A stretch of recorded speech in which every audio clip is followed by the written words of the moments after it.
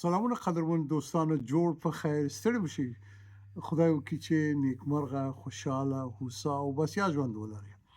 ګرانو خویندو او ورونو د افغان غږ د راډیو تلویزیون ته کله کله پوښتنې هم راځي د دې مطالبو ترڅنګ چې رالیږي او دوستان لطف و مهرباني کوي داسې مطالب هم رالیږي او داسې پوښتنې هم رالیږي چې هغه کیدای شي تاسو سره یې مطرح کړو تاسو سره یې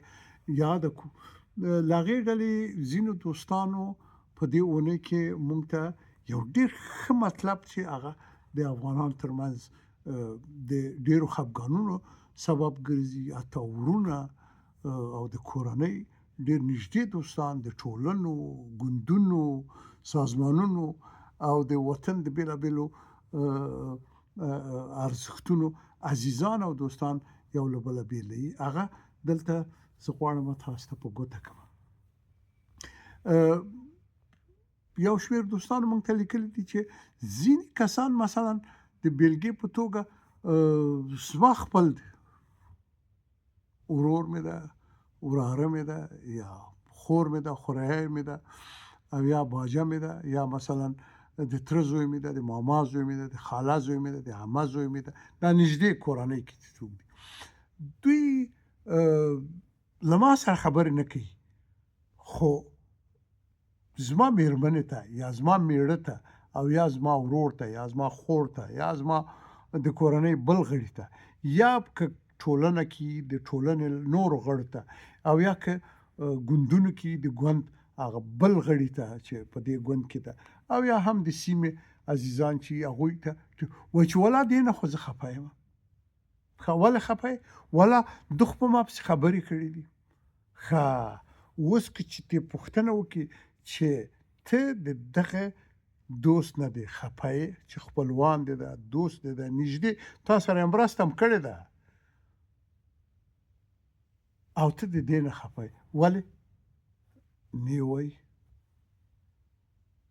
چا درته د ده په باب داسې ویلي چې دغه سړي ستا په مورد کې منفي خبرې کړي دا هم نه وایي ښه اوس نه موضوع یادوي نه هغه څوک یادوي چې د خبره ورته کړې ده نو اوس نو مقابل لوری ښه څه ملامت ده د مقابل لوری خو هېڅ ملامت نه ده هغه ځان نه خبر نه ده یو درېیمګړي سړي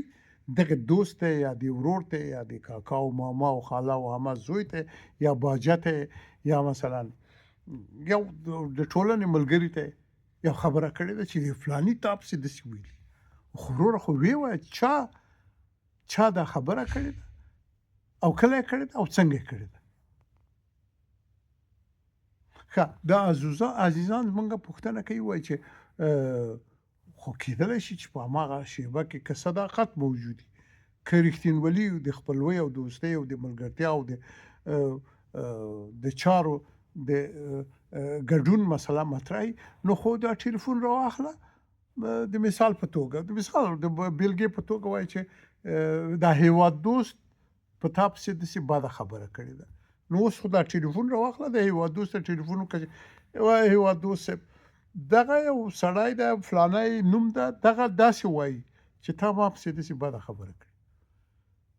ته پکې څه وایې ته خو زما خپل یې ته خو مې دوست یې ته خو مې خپلوان یې او یا ته د دغه ټولنې او د دغه انجمن غړی یې موږ او تاسو یو ځای کار کوو یا د دې ګوند او د دغه تنظیم غړي یو ځای کار کوو نو دا کار هم نه کوي چې ټلیفون وکړي دا هم نه وایي چې چا دا خبره کړې دا هم نه وایي چې څه یې ویل اواز چټي په کار یې دا خو نو ته چندان سړی نه یې دا خو ته سړی نه یې دا خو ته یې چې د همدغه شخص په مورد کې ته له پخوا نه ښه نظر نه لري ته له پخوا نه نیک نظر نه لري ته غواړې چې دغه خپله کرکه دې